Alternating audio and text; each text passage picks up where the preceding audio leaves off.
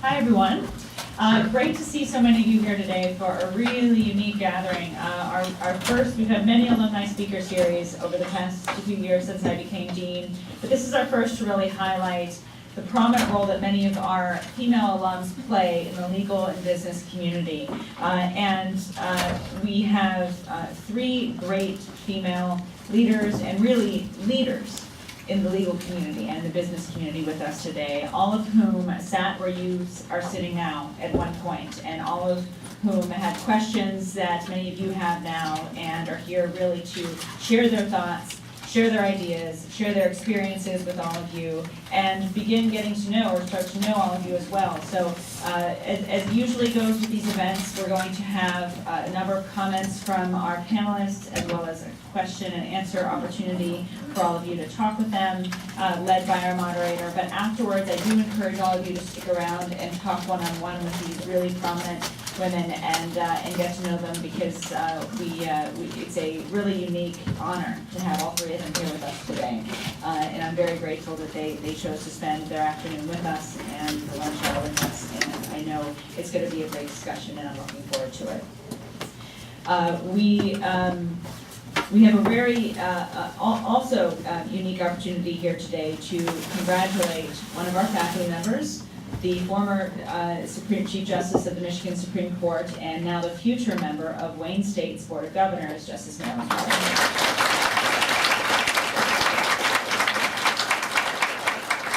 As you all know, Justice Kelly served for 16 years on the state's top court and joined our faculty in 2013 as our distinguished jurist in residence. Now that she has been on our Board of Visitors, now that she'll be on our Board of Governors, we're very excited to have her there, but also I'm confident that her involvement at Wayne Law will only grow and increase from here. And so it's a great day for our law school, and it's a great victory for us to have Justice Kelly representing the law school on the Wayne State University Board of Governors.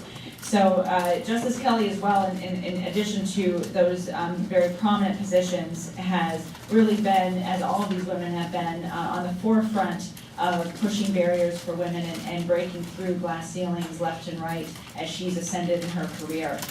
She has also formerly been the president of the Women's Bar Association, the Women's Lawyers Association of Michigan, and she has constructed a career not just of being a leader for the legal community and for other women, but also really pushing the envelope and being courageous in ensuring we not just move forward, but that we lift everyone up along with us. She's been a great mentor to me and to many of you as well, so please join me in welcoming Justice Kelly.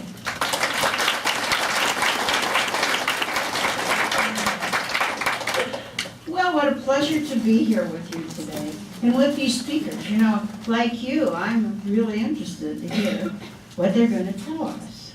I think you're going to find that they have a marvelously interesting background. So, this really isn't about me, it's about them.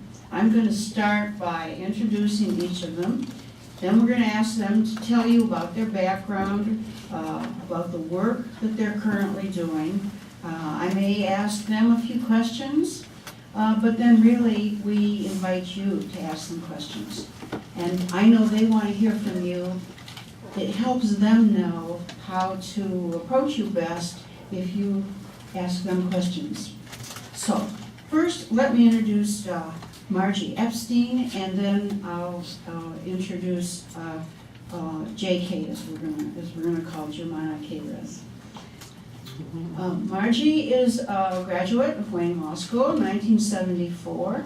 She also attended the University of California, Berkeley, and earned a bachelor's from the University of Michigan. She is vice president of Vesco Oil Corporation, and she serves as chair of its board of directors. Vesco Oil is an ISO certified distributor of a full range of over 5,000 automobile and industrial lubricant products and a provider of supportive services. Margie and her executive team oversee about 200 employees in 7 locations in Michigan, Ohio, and Pennsylvania. Vesco Oil was founded 65 years ago, and it's a 3-generation family-owned environmentally conscientious business. It recently received national certification as a woman majority-owned business. Before joining Vesco, Margie was an attorney in private practice, doing general civil and doing criminal law. She's a founding member of the Women Lawyers Association of Michigan. She taught criminal justice at the Criminal Justice Institute in Detroit. She's developed a mentorship program for students at the College of Business at Eastern Michigan University. She's also taught adults to read through the Oakland Literacy Council and has read to elementary school children through the Storytellers Guild in Detroit and in Pontiac. She's a founding member and general counsel to the Birmingham Community Women's Center and staff attorney for the Gateway Crisis Center in Madison Heights and for the Women's Survival Center in Pontiac. She has volunteered her legal services at Common Ground in Birmingham. She serves on the boards of the Anti-Defamation League and the Pasteur Elementary School Alumni Foundation. She's married, she has 2 daughters, she's an avid ballroom dancer, and participates in regional and national competitions. I'm impressed. She also enjoys long-distance hiking, Tai Chi, and Toastmasters Maui. Is that? Would you like to speak from there? I would like to speak from here and just say I'm delighted to be here today. More than I can say, because I was where you are, well, not in this new beautiful building, but 40 years ago I graduated from Wayne Law School, and I remember being where you are with all the exams coming up. And I want to be sure and tell you that when I was a student in law school, I was not a good law school student. Unlike my colleague here, I struggled through law school. I had a very difficult time with the teaching methods. I didn't get good grades. I was on academic probation. So I'm telling you this right now because I can't quite believe I'm here. I told the dean, I met the dean, and wow, what a wonderful, dynamic dean to head this school. It's remarkable. And I told her what a hard, difficult time I had and how it's such a shift for me to be here and be in this position. I'm humbled by that. And I hope that it will inspire you a little bit as you face the challenges you face, that things do evolve, and this point in time will change, and life is never what you plan it to be. So I was in your shoes. I became a lawyer. I put up my own office and practiced in the Tri-County area. I was a solo practitioner after having been in practice for a few years. My brother joined me. And I was really wanting to be a trial judge. That was a goal of mine. I wanted to be a trial judge at the circuit level, where you could really get in there and hear the arguments and make some real grassroots decisions that were impactful. So I was going to do that. I was married in 1970, and I made the best choice of my life in choosing the person that I chose. He was the right one, and he encouraged me and helped me, mentored me, helped me in more ways than I can tell you. So he actually paid for my legal education. I was practicing law, my husband was practicing law in a law firm in Southfield, and Brother Richard was running the family company, Vesco Oil, that was founded by Gene Epstein in 1947. Richard Epstein came down with leukemia and needed somebody to come in right away to run the company. And that was my husband had to come in overnight and start running Vesco Oil. He had been counsel for the company, but he had never really had business experience. I still had my office in Birmingham, and I was running scared because I knew my husband was gonna be completely enmeshed in this huge transition and family crisis, and I needed to stay home with our two wonderful daughters. I decided to close up. Yes, I closed up my practice, I pulled in, and I decided to focus on raising Lily and Lena Epstein. That was another key major decision that I'm very happy that I made. I figured I have this window, they need me, that's what I'm doing. So I supported my husband in rescuing Vesco. Ultimately, Richard died 8 months later, that was it. So my husband overnight became lawyer to business person. And what did I do? Okay, I was just praying. I was scared to death. I didn't know what to do. Well, as time went on, my husband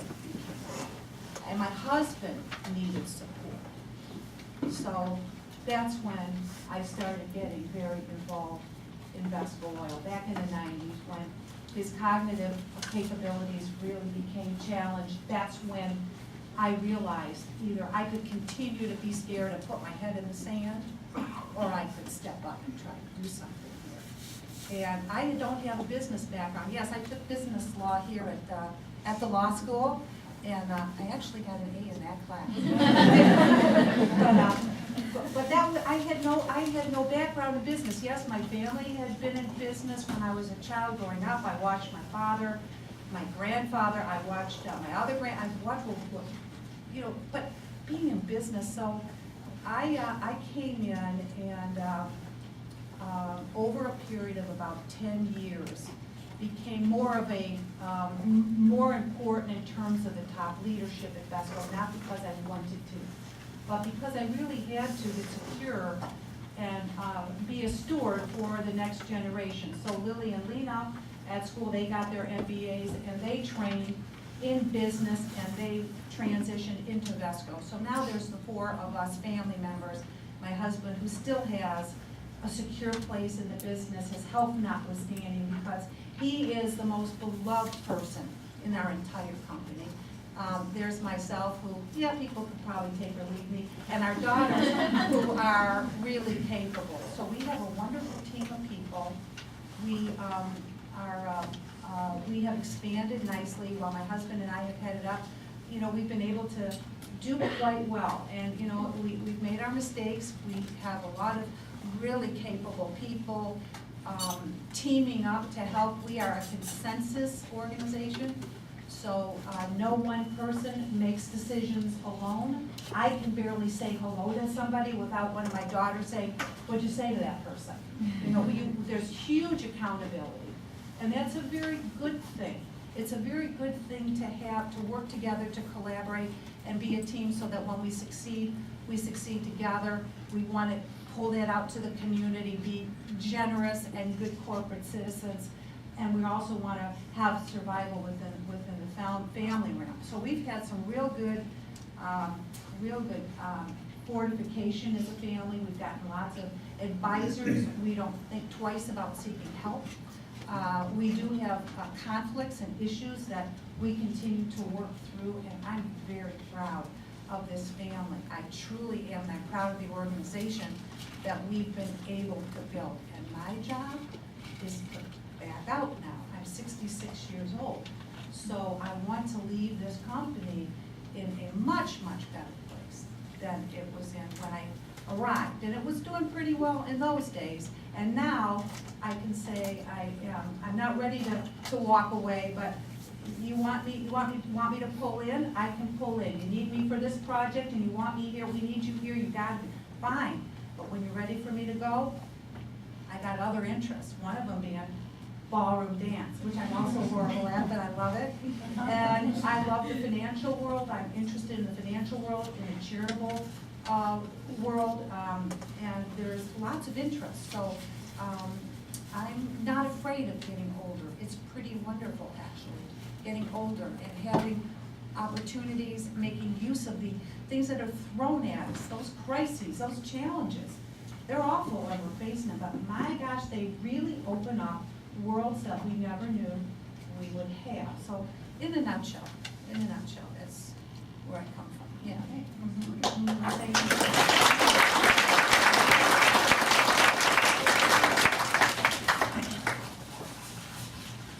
Well, now let me make a proper introduction, guys.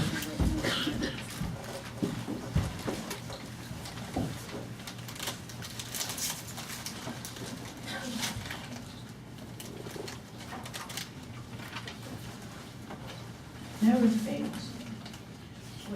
Never fails when you get notes together and they just don't stay with you. But I want to introduce Joumana Kayrouz to you. She asks that we call her JK. She has a fascinating background. Now, this is a woman who graduated from Wayne Law School also in 96, is that right? 98, sorry. And she was born in Lebanon. And she grew up there at a time of war strife, and suffered, and perhaps she'll mention some of this to you, what it's like to live in a society that's at war and under siege. She graduated from law school and earned a doctorate in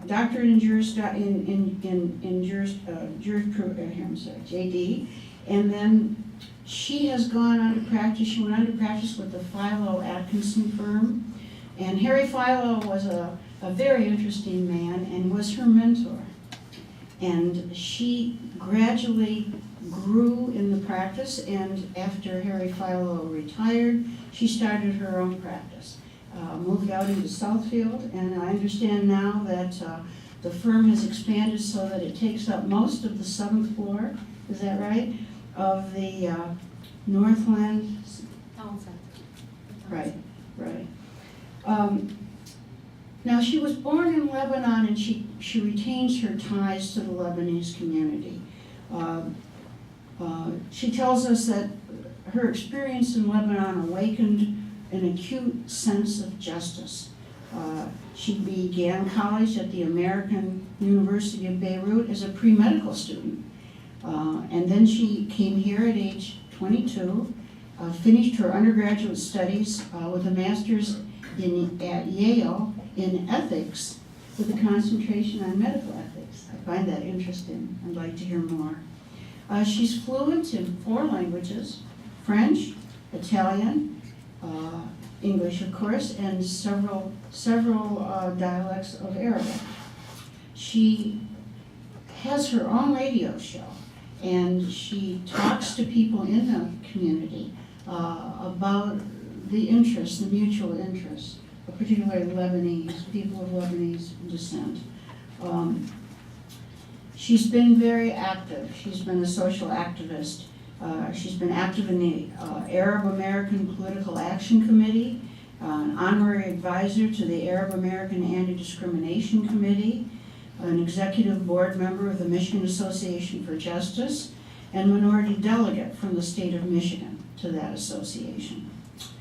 In March of 2012, she was appointed president of the board of directors for the Miss Lebanon Immigrants USA.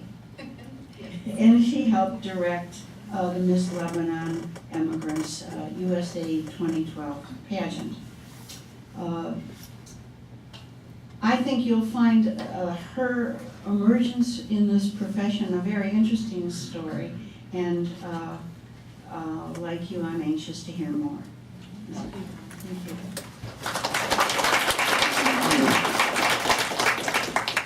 Thank you, Dean. Joumana, congratulations. And Marjory, your story is very inspiring. And what can I tell you? I stand here in awe. I was one of you not too long ago.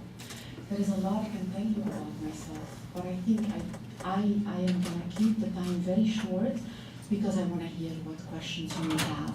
But the one thing I want to tell you is I want you to relate to me.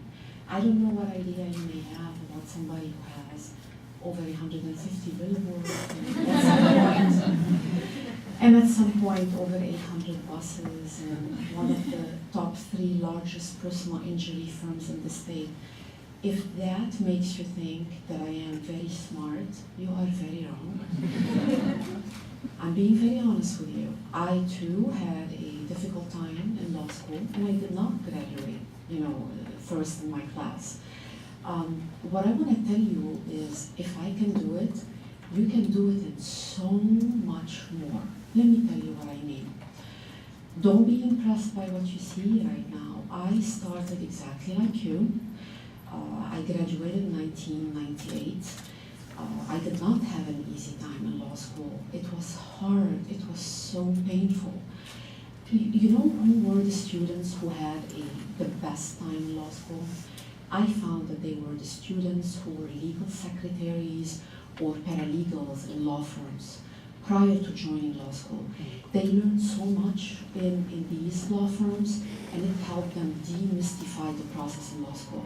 Unfortunately, I wasn't one of them. I was a mother of a 1-year-old and a 5-year-old. So I went into a 4-year program here at Wayne State, the first 2 years at night, so that I can be with my 1-year-old daughter, who is now 23, and my 5-year-old daughter, who is now 27 and is a second-year law student herself. So I struggled. By the grace of God, I graduated, and I don't know how I passed the bar for the first time. I started, I'm telling you all of this just so that I can tell you that I too was afraid like you.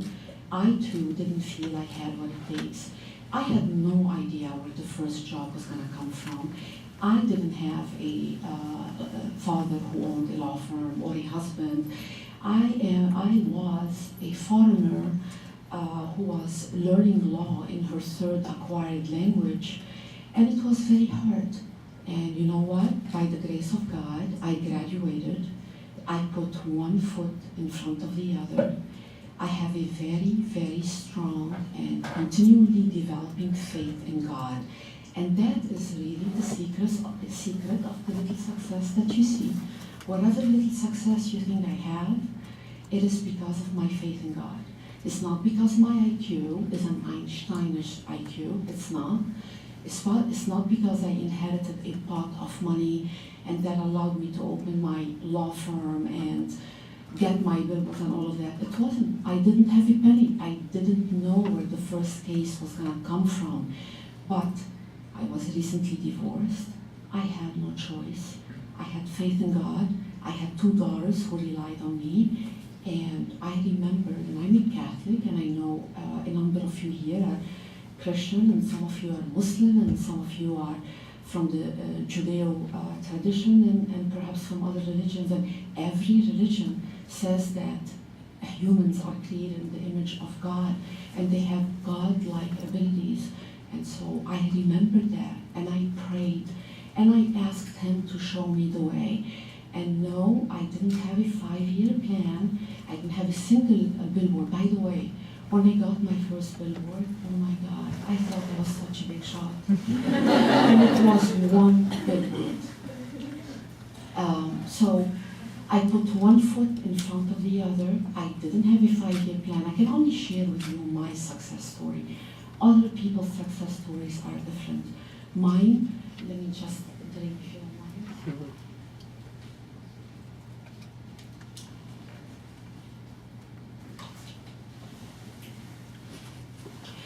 I didn't have a 5-year plan. I didn't see that far down. I'm reminded, my story is a little bit like the story of, not a story, something I read in an article one day.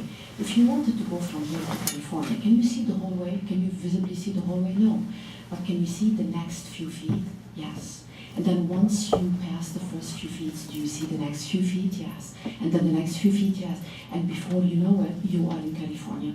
That was my story. There was no plan, there was no dream of billboards, buses, or becoming one of the largest personal injury firms in the state or anything like that. I put one foot in front of the other, and I got the idea of starting to advertise, and I am told that I came up with some very creative ideas that inspired other attorneys to follow suit. And you may have seen, a lot of billboards kind of overnight a few years ago, and then, 800 buses, the largest advertising contract on buses in Michigan history. But that was not overnight. What you don't know is that I worked very hard, Monday to Sunday. Faith alone is not sufficient. But you don't need an IQ of Einstein one bit, nor do you need to have daddy's law firm, nor do you need a pot of money. You need your faith in God, and you need to work very hard. And so for many, many years, I was closeted in my teeny-weeny office in Southfield, Monday to Sunday, and I used to answer every call I would get. And I went on the radio and I realized that my Middle Eastern community, a lot of them are like me. They are immigrants and English is not their first language. But unlike me, they didn't have the opportunity to go to school and educate themselves. And they had some very, very basic needs. Things like, how does a credit card work and what affects a credit score and, what basic car insurance policy one should buy, things that affect their everyday life.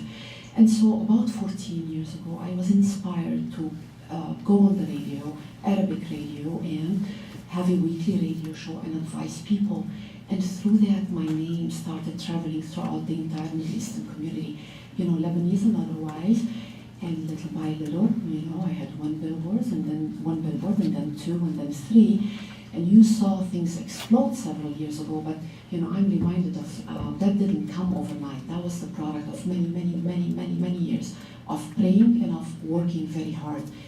And my story reminds me of, I believe, an article I once read about Dustin Hoffman where he had this breaking role in a movie, and I don't remember which movie it was. And they told him, how does it feel to be an overnight success? And he goes, an overnight success, all right, it just took me whatever years, 15 years to get there. Or Tiger Woods, who became an overnight success a few years ago and was on Oprah and was talked about all over the world. But he had been practicing since age 5. So I was sitting in your shoes. I had no idea even if I was going to get a job and where the job would come from. I had no plan. I had my faith in God. I had 2 daughters, recently divorced right after law school, who relied on me. I had my faith in God first and foremost, and I was afraid. And let me tell you about fear. Fear is a normal human emotion. I know I have felt it. I know I continue to feel it. And with every new experience that I have not had before, I'm gonna feel it. So what? Feel the fear and do it anyways. That's what Eleanor Roosevelt says. I never forget, early on after I got admitted to the bar, I was in a Wayne County court. And the judge shall remain nameless, a male judge who about to retire. Anyhow, he wouldn't believe I was appearing on some not too important motion, and it was like a first of its kind, and I was nervous, and the courtroom was filled with men in suits and whatnot, and I remember being very scared, and I was humiliated in front of the whole courtroom. He wouldn't believe that I was a lawyer. He asked me to recite my P number, and I remember looking at him feeling very humiliated, and looking at him saying one day you're going to remember my face and my name. Let me tell you another story. Very, very early on in my career, talking about it's okay if you get humiliated, it's okay if you get knocked out. The key is to get up and continue. Let me give you another very quick story. Very early on in my career, on some motion for a deceased, and there was a motion to distribute the funds among the heirs. And oh my goodness, there were about 6 or 7 lawyers, each one scarier than the other, dressed in suits, old men, and the judge, and I don't remember the judge, was going through the line, asking every judge if they'd mind to the appointment of a certain attorney as a GAL. But what do you know? She gets to me, and I look at her and I say, Your Honor, I'm sorry, I don't know what a GAL is. I think I was the second or third in line. I didn't know that a GAL is a guardian ad litem. And guess what? I survived that experience, and so what? It didn't kill me. It made me stronger. You're gonna have a lot of those experiences. Let me tell you again, let me summarize and tell you again. Please relate to me, because like you, I struggled through law school. Like almost all of you, I did not graduate top 10% of my class. Like you, I didn't have a job lined up when I go out. Like most of you, I'm not gonna join daddy's firm or my husband's firm. And like most of you, I didn't have a pot of money to start a law firm with. And like most of you, I don't have the IQ of ignorance. And I am from a developing country, and English is my third language. And I came to this country with my then husband 28 years ago with $1,000. And if this girl can do it, can you imagine how much more you can? All you need is him and hard work. I guarantee you. And also I want to tell you something else. Let it never be about you. Let it never be about you. What an ugly thing what it is about you and about your ego. Follow the following motto. I try to follow it. Service above self. Serve, help. You are in a people helping profession. I know you all want to make money. I make money. I'm happy. I use it on some fine material things as well. But let it not be about that. Let it be about serving. Do good. Tithe. If you may allow me to very modestly tell you, I tithe 15 to 20% of my income. Watch what happens. Christianity, Judaism, and Islam, they all talk about tithing, meaning giving a percentage of your income, whether you can give $1 or hundreds of thousands of dollars. And watch what happens, and watch how blessed you will be. Thank you.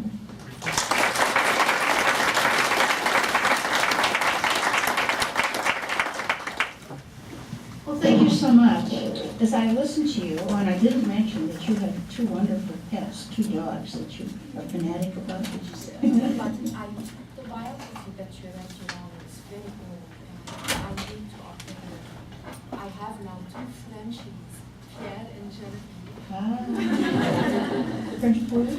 Yeah, no, French bulldogs. And they are perfect. Well, I find this inspirational, and as I listened, I began to realize that we have more in common than I knew. I too did not know where I would be in the future when I was in law school. I had all kinds of thoughts about doing wonderful things, but no clear idea of where I was going or how I would get there. And I too struggled. I wasn't raising children, but I was already in public office, and I had an obligation, and it took time. So I went to night school here at Wayne in 4 years at night school in order to get through and to continue my other obligations. And I think like the two panelists here, I did encounter discrimination in the course of my years, particularly my early years. I remember JK, one judge asking me in the courtroom in front of my client whether I wished to be known as Ms. Kelly or Mrs. Kelly or Miss Kelly. Now he knew that Kelly was my maiden name and that I was married and I'd retained my maiden name, and he knew that I went by Ms. Kelly. Seemed like an obvious thing, but he was not about to call me Ms. Kelly. In his courtroom, he didn't use that expression. So he made a point of this right in front of my client, which of course sent the message to my client that I was some kind of weird duck, and why in the world, did he, the client, hire me when I couldn't get along better with the judge. There are many, many little nuanced problems that one can run into. And as JK said to you, the way to handle it is simply get through it and get over it, and don't let it get you down, because there's a lot of tough things you run into. Men and women both run into in this profession. I'm sure in listening to JK, Margie, you had some thoughts about some remarks. Yes, and I admire your faith. And I think that your faith has been really central to who you are and how you've developed. And I think that is really admirable. And I share faith in the divine also. But I just think it's important to be sure at this stage in life to develop a belief system. And it really doesn't matter what that system is and how you believe or what you believe in, but to have core beliefs that transcend you, things that will anchor you, beliefs and concepts that will take you through time forever. Once you develop beliefs, and it doesn't matter what they are, but you have to keep developing them and revisit them, then you can have that tough skin and that ability to look the judge in the eye and make sure that you've got your eye on that ball, that you're defending that client or you're pursuing that matter.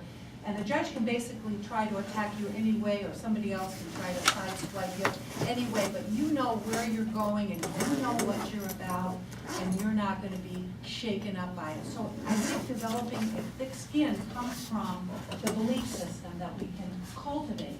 You can't expect yourselves at this young age that most of you are. I see a couple on the back that have a few years on it, but most of you are very young and might be challenging your beliefs. You might hear, from your families, and that's all good.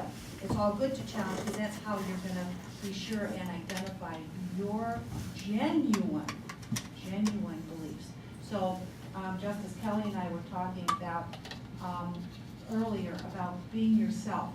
As you get on in here, these beliefs allow you to be yourself.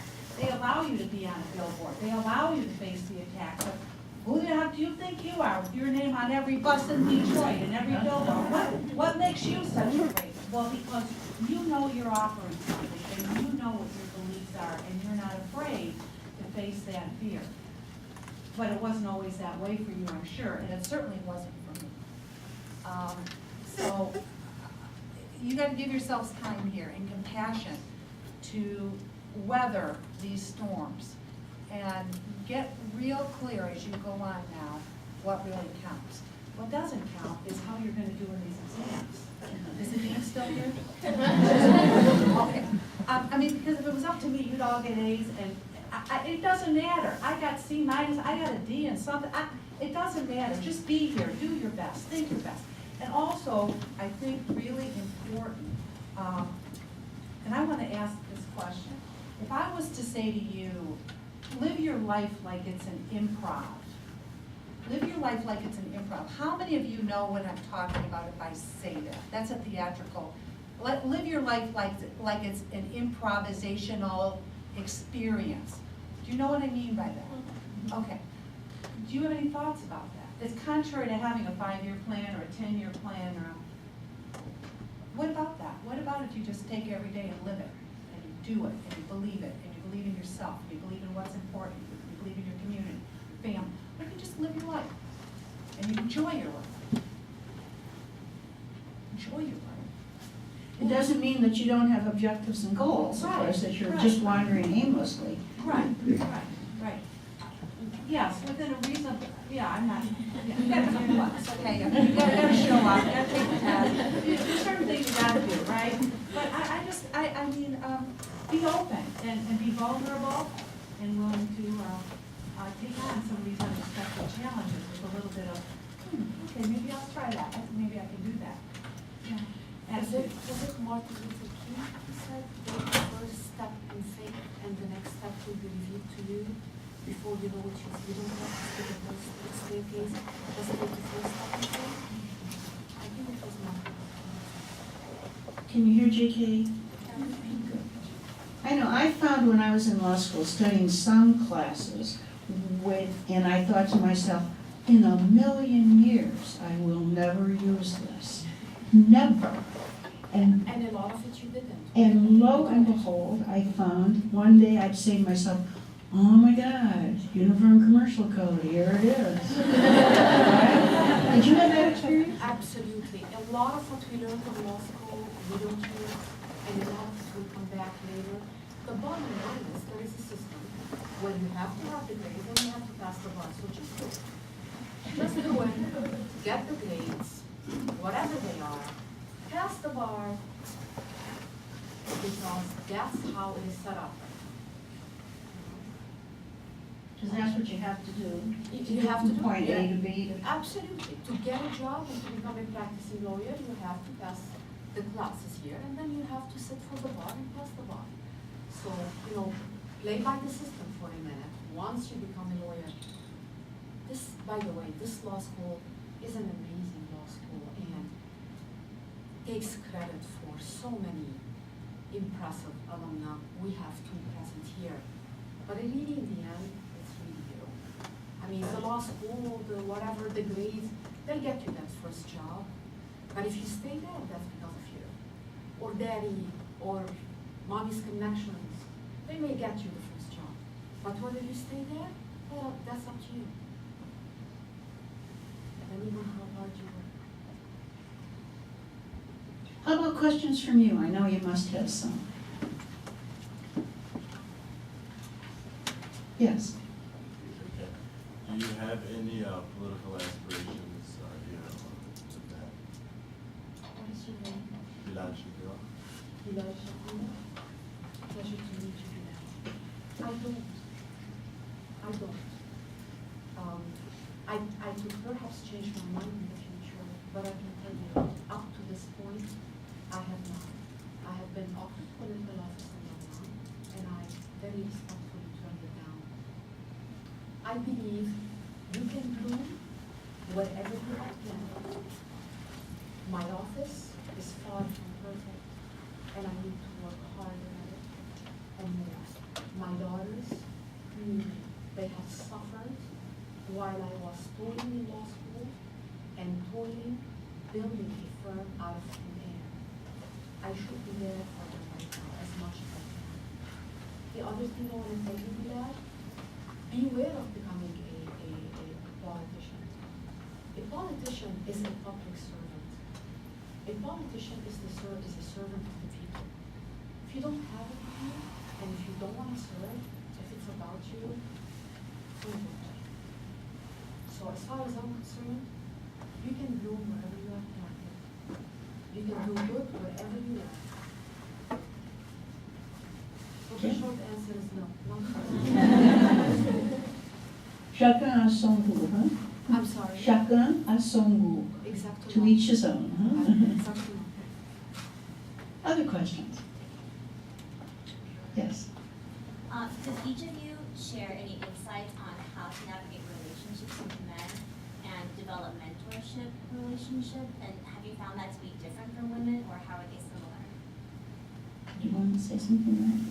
When you say relationships with men, would you be more, what types of relationships? So not a romantic relationship.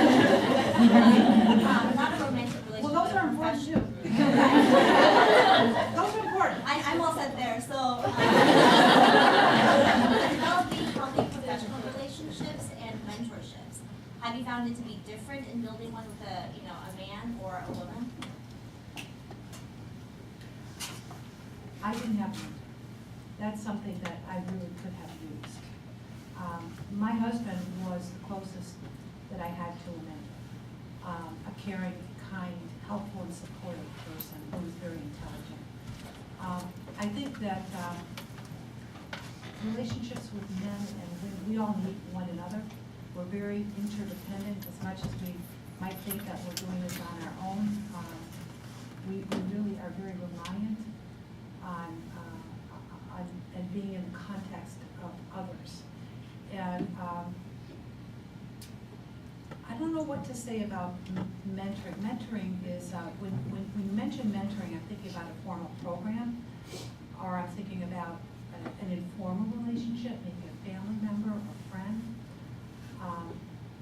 I don't know how to separate out relationships with male business people or male professionals and female, because I think you gravitate to the people that will help you and will offer you something, and they will be rewarded by seeing you succeed. So it's a matter of identifying the individual, and they might come in they might not be in a walk of life that you suspect. It might be somebody that's an unusual person in your life and plays a different type of role. I would have loved to have had a mentor, and I think that it's programs now that are being developed are very helpful. So the gender issue, I don't see that for you as playing particularly important. Hope I answered your question. Okay. J.K., you had a mentor. No, well, yes and no. Harry Philo came in after I graduated from law law school. I sure wished I had one in law school. Let me tell you, even on the plane of romantic relationship, Margie said something extremely important. She was very blessed with a wonderful partnership with her husband. Do you know the most important decision you can make in your life, second to none, is the choice of your life mate, your partner. Believe me, it is. So, putting that aside for a minute, in law school, I had no mentors. After I graduated and I started this 70-person firm out of thin air, I had no mentor. I'm gonna tell you more. I used to go to some mailers. I'm gonna be extremely honest. There's no sense in sugarcoating any of this. And I didn't find a single one who was willing to help me. I couldn't even figure out if I were to hire an associate, how to set up the salary and the commission structure of that associate. And I go to other firms, you here we see the advertising of some of them, they were not my friends, they were not willing to help me. So a lot of the little success I have accomplished in building a law firm out of thin air, it did not come because any man in the legal profession helped me. It was in spite of it. Let me tell you, it doesn't have to be that hard for you. Number one, you women are in an amazing position right now. I mean, we're talking about perhaps the next president of the United States being a woman. Okay? If you remember when Bill Clinton and Hillary Clinton burst out on the scene 15, 20 years ago, I mean, everybody looked at this woman like, what do you mean she keeps her maiden name? And what do you mean she's a powerhouse, Hillary Clinton? And forward now, we're talking about, oh, Hillary might run. Oh, Hillary's going to run. Oh, it's about time, you know, a woman wins. So you women, you are in a very good time right now. I mean, a lot of women before you have paved the way for you. So it doesn't have to be as hard. And the other thing is, find somebody that you believe, a woman if you can, in the profession if you can, who will mentor with you, who will meet with you. You know, everybody's busy. Maybe once every 2 weeks and you chat with her, and she being a lawyer, and you talk to her, and it will go a very, very long way. But like Margie, I had no mentors in law school, and Harry Philo was my mentor, but he shortly retired after I joined the firm. So it had a limited shelf life, and he relocated to New York. Harry Philo was one of the giants of personal injury and products liability in the state of Michigan. And he's the one who came up with this motto and lived it and practiced it, that the motto that I am very humbled to espouse, lawyers on the side of people. And he's the one who came up with the principle, the very thorough principle that the purpose of tort is the prevention of injury. But when that fails, and only when that fails, then money compensation. He never said or thought that the purpose of tort is to sue for money damages. Actually, we want to prevent the injury. Say a defective product. We want to avoid in the future other people being injured by a defective product, by a defective car, by malfunctioning brakes, by whatever. But when that fails, then money compensation. He recognized that, I'm going on a tangent here, excuse me, but he recognized that money compensation does not make one whole. Could we talk about money for a minute? Sure. Would that be okay? Oh, yeah. Because money is important, Absolutely. and everybody needs it. We need it to support ourselves and our families and our communities. So making money is relevant and is important. But interestingly enough, the data shows now that what are people looking for when they're seeking employment, whether it's from a business person or in a law firm, what are they looking for? The top dollar? No way. They're looking for a meaningful opportunity, a chance to make a difference. And boy, if you don't show it to me pretty soon when I'm employed by you, I'm going to the next place, because by the time people are 30 now, they have had oftentimes 5 or more positions. So people are not looking for money first. What people are looking for is a chance to make a difference. I think, if you, I liked your advice about finding someone in the profession, a female, who you can relate to, who could mentor you. That's an appealing idea, and so I'd like that. On the other hand, I'd hate to see the students be too narrow in their field, because Uncle Joe, who's a great plumber and has a great deal of common sense, could also be a wonderful mentor. And I also wanted to underscore one thing, and that is that common sense, if you have it, shake your head yes if you have it. Do you have, okay, that's gonna carry you a long way. Common sense. If you're presented with a problem, does that make sense to you? Does the solution that's proposed, does it sound like a harebrained idea? Well, if it does, don't do it. Common sense in business is probably the most important attribute you can have, and I think in a law firm too, common sense. And taking on the cases that are meritorious and graciously and kindly and with compassion, refusing those cases that are not going to be beneficial for the parties. Yeah. Yeah, I think when we say common sense, we're talking about a balance of skills, right? Yes, Not yes. just academic skill, because obviously that's important, not just hard work, because that has to be, but a whole balance of skills, which I'm sure, JK, you've brought to bear to be so successful in the practice of law. I think so, Your Honor. May I just add or comment and very respectfully disagree with something that you have said? Obviously, everybody speaks from their own experience, and in my field, you know, not every lawyer is motivated by helping. And especially in the field of personal injury where there's a lot of money or a to be made, some are motivated by the bottom line. And my prayer for my firm, since I am the head of that firm, I reserve the right to hire and retain people who live by my virtues, live by my values.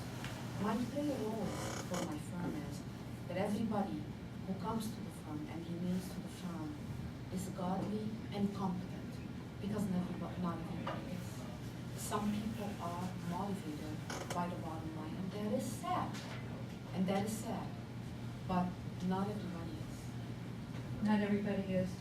Motivated by doing good. Some lawyers making money is their number one Is their priority. number And one my priority. prayer for me Yeah. is that God cleans house of these people who are like that, and brings in people who are godly and competent, and the money will come.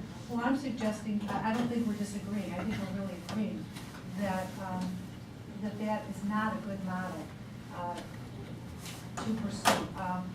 You know, there's been a lot of publicity lately about a law firm that fell apart, and the senior lawyer instructed everyone there to try as many cases as possible. That would, of course, affect the bottom line of the law firm in a very favorable way. That's not a real good model. Values help. Being good for us, being good business citizens in our community, being mindful of where we sit, the products, the flammability, the risks we take, the possible injuries to our people, how we can help our customers succeed. What can we do to deliver products better? How can we solve your environmental problems? We want to be givers. We want to be givers, and the financial end of it will come. Yeah. I think we could go on and on. It is 1:15 and we need to stop, but both of our panelists are going to stay and talk with you a little if you'd like to ask them further questions. Thank you so much.